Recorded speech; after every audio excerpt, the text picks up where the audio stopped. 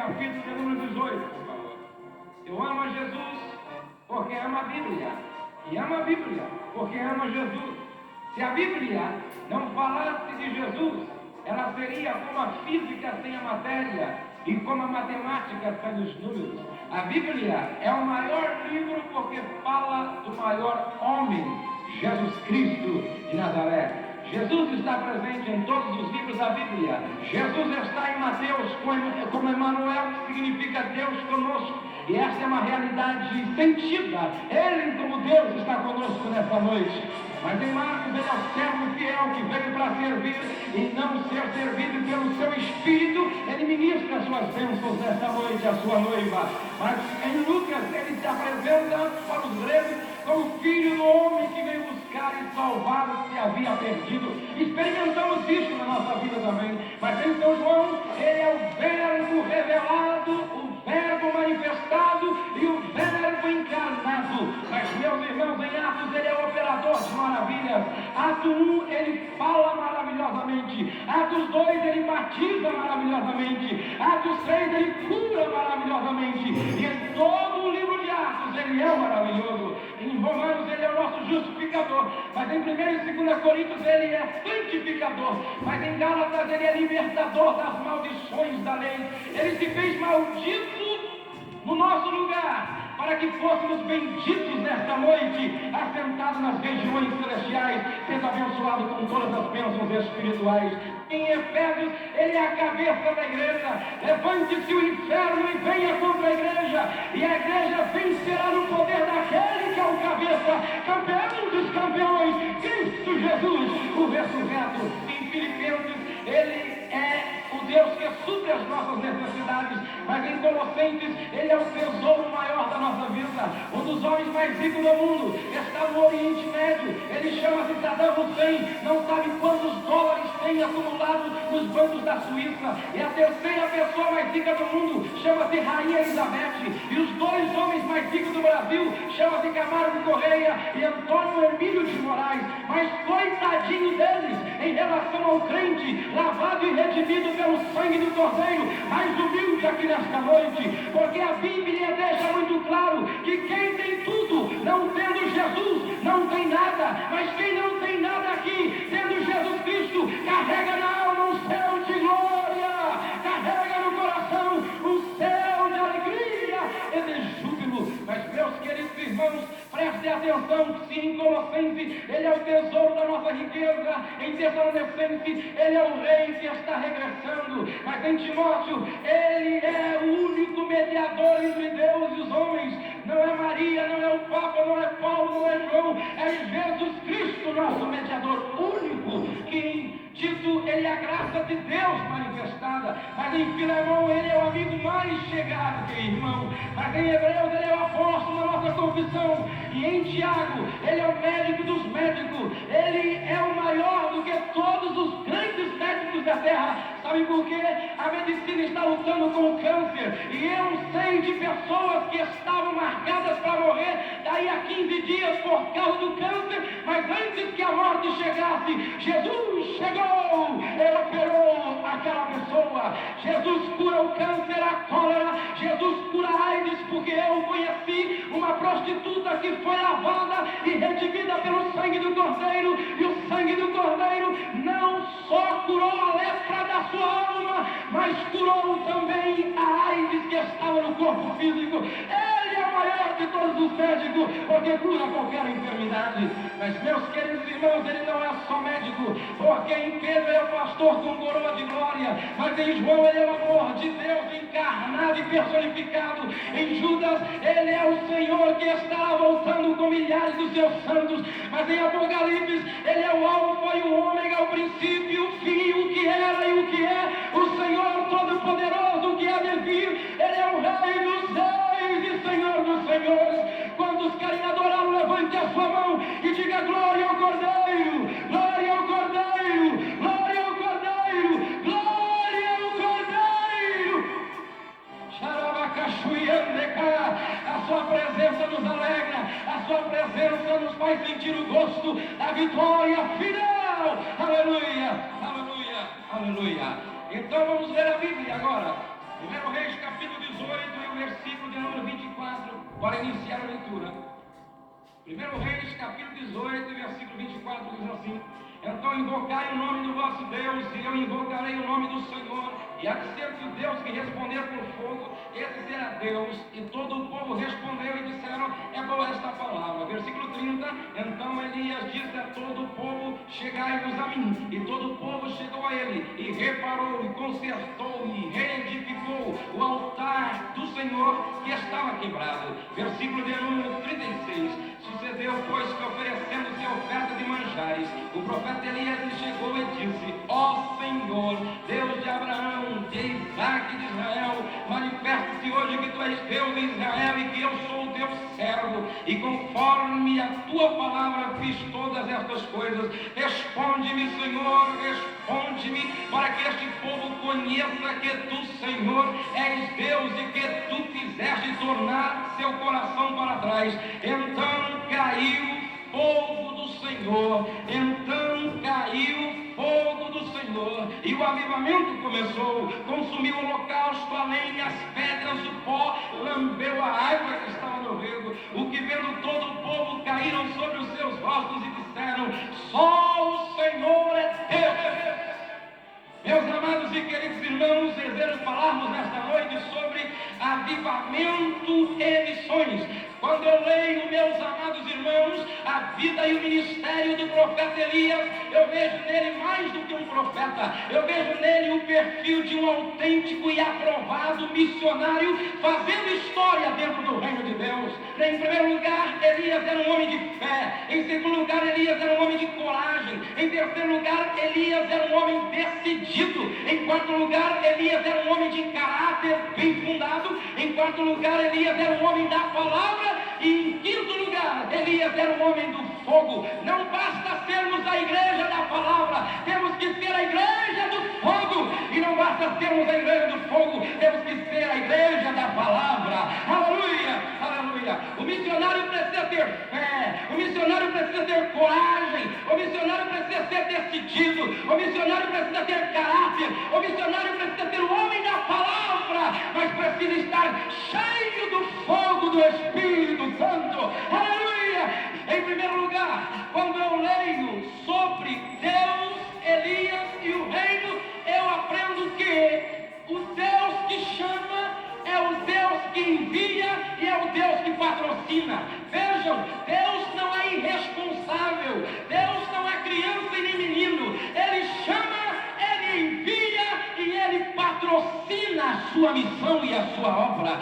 Eu creio que uma das grandes preocupações que brota no coração de um missionário, de uma moça, de um rapaz, quando Deus o chama e quando Deus o envia, a primeira interrogação que brota na alma, no coração e na mente é esta: quem vai cuidar de mim? Quem vai patrocinar a minha missão? Quem vai investir na minha vida? Quem é que vai fazer o financeiro para mim? Meu irmão e minha irmã, saiba de uma coisa: se Deus está te chamando, se Deus está te enviando, vai nessa tua força, porque Ele vai patrocinar a missão que Ele tem para com você. Vejam que Deus chega para Elias: comece a sua missão, Elias. Vai e fala com o rei Acabe. Ele chega e começa então a realizar a sua obra missionária, profetizando para Acabe. E creio que logo ele perguntou: Deus, o céu vai se fechar, não vai haver mais chuva, e agora? Como eu vou me alimentar? Como eu vou conseguir o meu sustento? Deus disse: vai para a banda do Oriente, fica à beira do ribeiro de Querite, e não se preocupa, porque de manhã e à tarde eu já tenho ordenado os corvos para levar pão e carne para você. Mas, meus irmãos, de repente secou o ribeiro. Aí Deus disse: não se preocupa, vai à casa da viúva, porque eu já ordenei que ela dê sustente. O Deus que chama é o Deus que envia, e o Deus que envia é o Deus que cuida de nós. Mas a segunda lição, meus irmãos, que aprendemos é essa: quando Deus não pode contar com Acabe, Ele substitui Acabe por um corvo. Quando Deus não pode contar com Balaão, Ele substitui Balaão por uma jumenta. E quando Deus não pode contar com Pedro, Ele substitui Pedro por um galo. Se nós nos calarmos, as pedras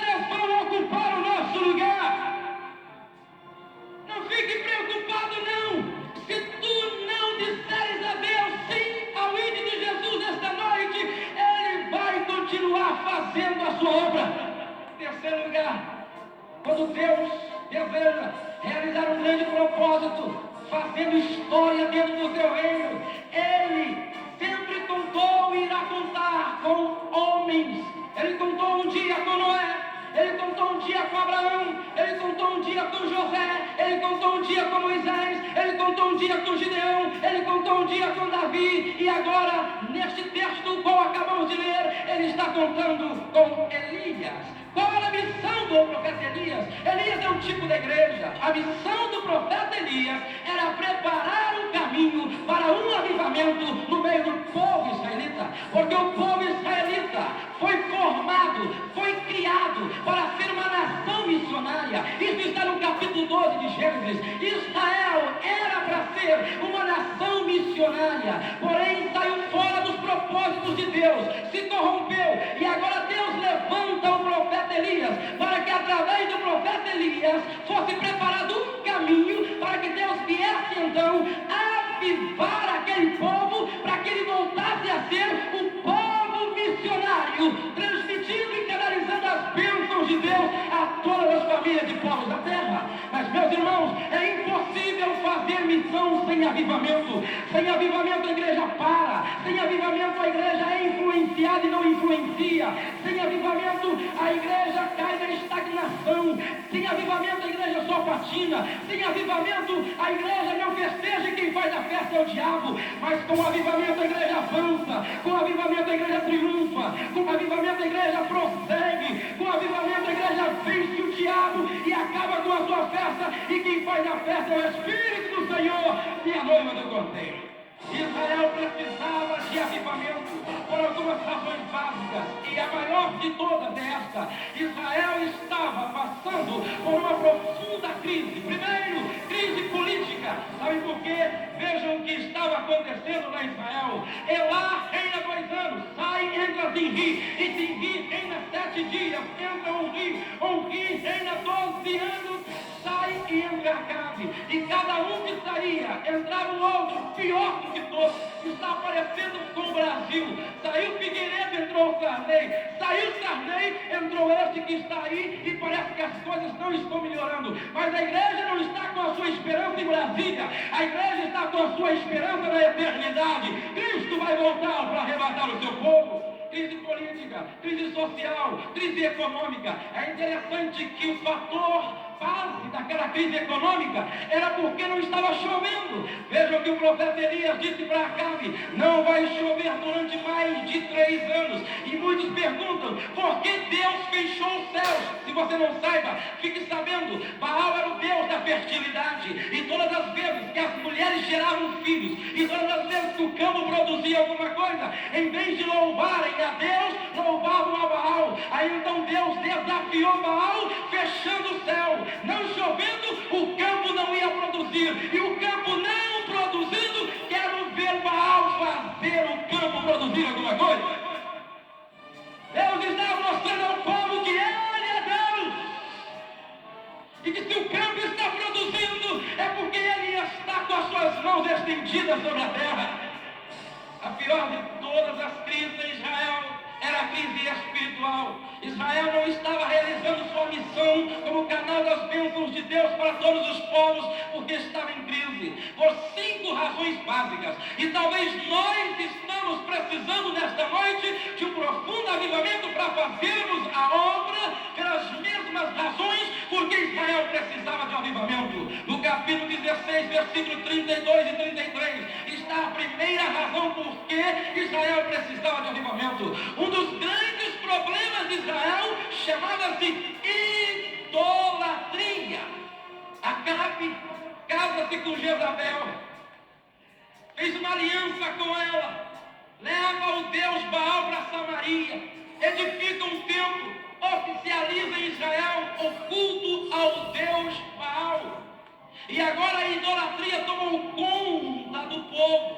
O coração do povo estava agora com Baal ocupando o lugar do próprio Deus. Idolatria não é apenas um crucifixo pendurado no pescoço. Idolatria não é apenas uma imagem num altar na sala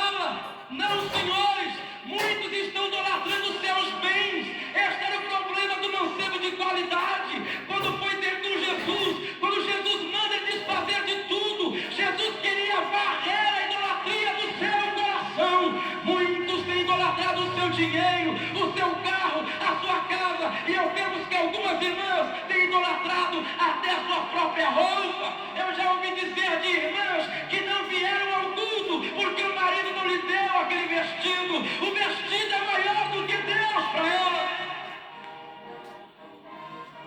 Oh Deus, pelo poder do sangue vertido no Calvário, barra nos corações toda a idolatria, para que o Senhor seja Senhor absoluto das nossas vidas. Mas, meus irmãos, o segundo problema de Israel que evidenciava a necessidade de um avivamento está em 1 Reis 18 e 13. Quando Acabe entra no meio do povo, preste atenção, este foi o problema de Neemias também, quando estava reedificando o muro. Sanbalat e Tobias queriam entrar no meio do povo para fazer cessar a obra. Mas vejam que quando Jezabel entrou no meio do povo, uma das coisas que ela se preocupou em fazer foi matar os profetas do Senhor. Segunda coisa que estava evidenciando a necessidade de uma revolução espiritual na vida do povo israelita, o espírito que estava em Jezabel tem chegado no Brasil e quer acabar com os profetas da igreja de Cristo. O diabo sabe que se faltar profecia, o povo se corrompe. Nossa juventude está precisando de profetas no meio deles. Nossos obreiros estão precisando de mais profetas no meio deles. Estão matando os profetas. Queridos irmãos, eu temo que a razão do fracasso de muitas igrejas está sendo o fato de não haver mais profecia. Não é só profecia como houve aqui hoje, mas é profecia no sentido da palavra sendo pregada como ela é, sem rodeio, sem mistura, sem jeitinho. A verdade é verdade, doe quem doer. Eu estou pedindo que nesses últimos dias Deus levante homens que não tenham compromisso com o pecado para profetizar em cima do púlpito,